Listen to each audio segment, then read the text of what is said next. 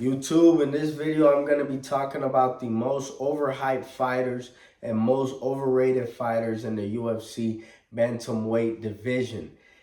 First fighter I'm going to say is the most overrated in the Bantamweight division by far has to be Sugar Sean O'Malley. Sean O'Malley. Sean O'Malley, sadly, is just not a full and complete fighter, as you guys always hear me say. The dude is very long and good on the feet. The pink hair, all the BS, all the stupid stuff he does is a character that makes him entertaining and makes him draw fans. And I understand if I might get some hate in this video for saying he's an overrated fighter. But we can arguably say that he definitely lost that fight against Peter Yan, and he just got dominated against Merab. The Aljamain Sterling matchup, the Chito Vera matchup, I mean, he got injured against Chito Vera and did lose to him by TKO. But if you look at all his matchups prior to Merab and even Peter Yan, because Peter Yan was able to take him down and just bully him, he had favorable matchups all throughout his career. In the UFC and also outside of the UFC, there's a lot of fighters that really try to guide their way to a good record just like he did.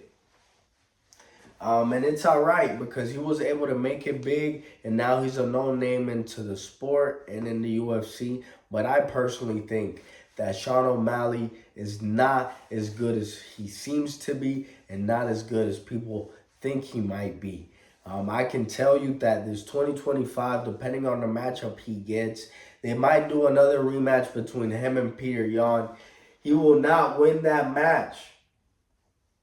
Peter Yan has grown exponentially, and I will be talking about him in my next video. So you're more than welcome to keep checking out my channel. Sugar Sean O'Malley in the future is not going to get those favorable matchups because now he might move up in weight class. He might just go for big names.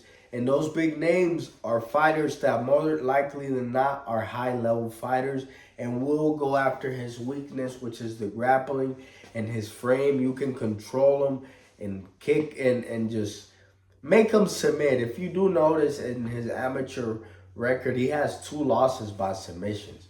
His weakness is the ground. He might have patched up some things, but he hasn't patched up the takedown defense. Another fighter which I know is overhyped and overrated right now is Mario Bautista. He is coming off of a robbery win against Jose Aldo. And right now, Mario Bautista, I believe, is 17-2 with a 7-fight winning streak. So he looks better than he might be. His record looks better. But I can tell you in this bantamweight division, there is nobody in front of him in the rankings that he's going to beat.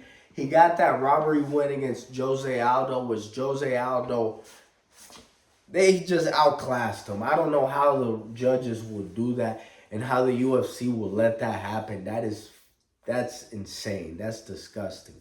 Really did get a robbery win, and now his record looks better than it should be. It says he's on a 7-fight winning streak, but he doesn't have the momentum that he might seem to have in his record.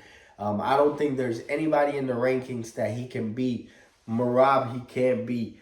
Umar Nurmagomedov, he can't beat. Sugar Sean O'Malley, hey, I think he's overrated, but he is a good fighter at the end of the day. He can't beat Sugar Sean O'Malley. He cannot beat Peter Yan. He cannot beat a lot of those guys, so I don't think he's going to move up anymore. And 2025, you can expect some L's from him. I will be fading him 2025. My last and most overrated fighter, I think, right now in that division is a very up-and-coming prospect by the name of Payton Talbott.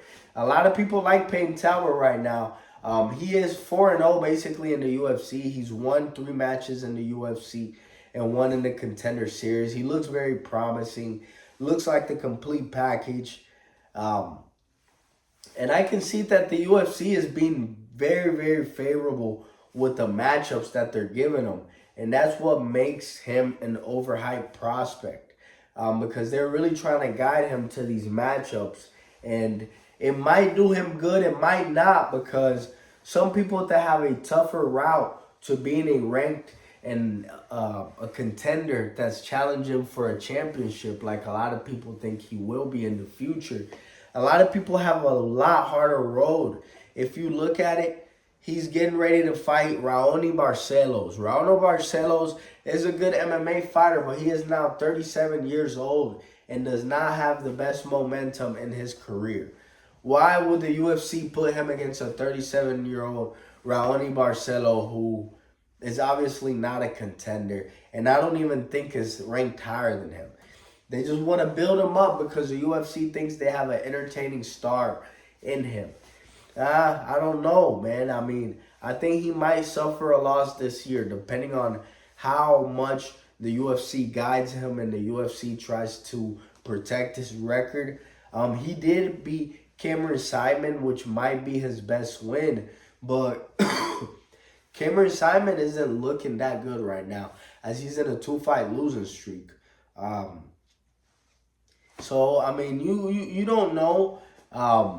He's gotten some favorable matchups in the past. He got this guy Yanish, Middle Eastern guy, that he knocked out within like 19 seconds, and literally the UFC released the guy right after he knocked the guy out. Yes, I understand that guy is 0-2 in the UFC, but the guy didn't even really get a chance to showcase if he might be a decent fighter or not, because the UFC matched him up against two really good fighters, and he got finished, and they just got him out of there. So those are the type of matchups that Payton Talbott is clearly getting in his career at this point.